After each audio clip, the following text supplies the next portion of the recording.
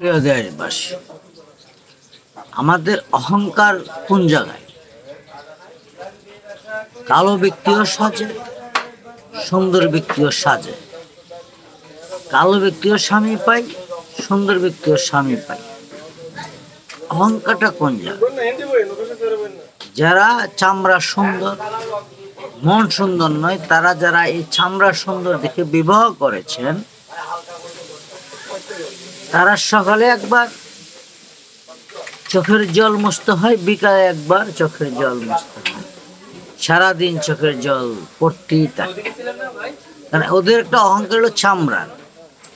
আসলে পৃথিবীতে অহংকার বলতে কিছুই নেই।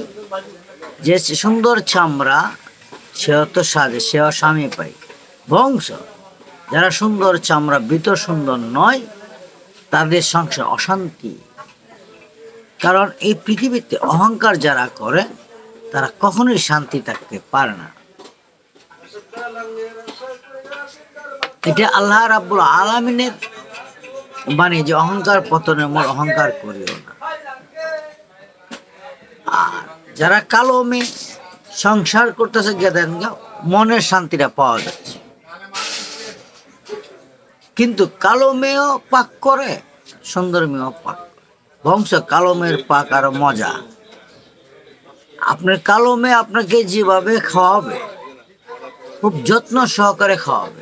সুন্দর মেয়ে আপনাকে যত্ন সহকারে খাওয়াবে না, কারণ তার একটা চামড়ার অহংকার আছে।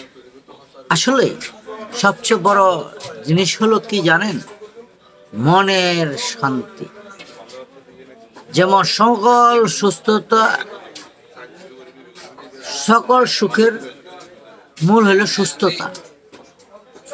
যদি আপনি সুস্থ না থাকেন, তাহলে আপনার কোনো সুখ নেই।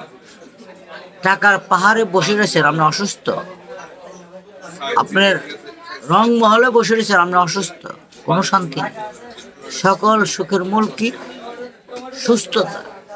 ঠিক আপনার সব কিছুর শান্তি হলো অন্তরের শান্তি, মনের শান্তি। দেখেন, আপনাকে যদি আমি লক্ষ লক্ষ টাকাও দিই, যদি আপনি জুতার বাড়ি সকালে রাত্রে একটা দিই, আপনি লক্ষ টাকা প্রয়োজন মনে করবেন। আপনি মনে করবেন আমার এই টাকার দরকার নাই, আমি ভিক্ষা করে ভাত খাবো, তো অসম্মানী হওয়ার দরকার নেই।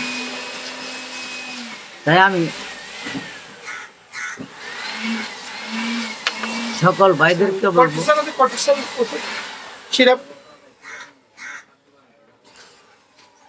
সকল ভাইদেরকে বলবো, আমরা যাতে অহংকার না করি।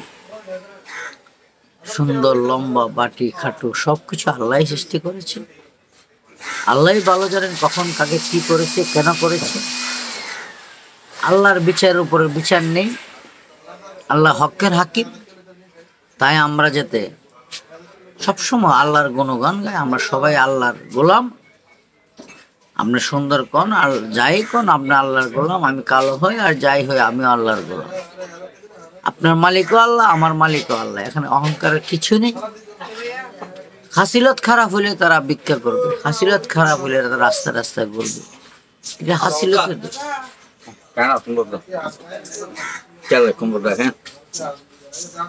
তাই আমি সবাইকে বলবো, দয়া করে অহংকার যাতে না হয়, অহংকার যাতে আমাদের না আসে। আমরা যদি সবার মালিক আল্লাহ অন্তর থেকে বলি, তাহলে আর অহংকার আসবে না। কারণ আপনার মালিক যে, আমার মালিক সে। সবাই ভালো থাকবে।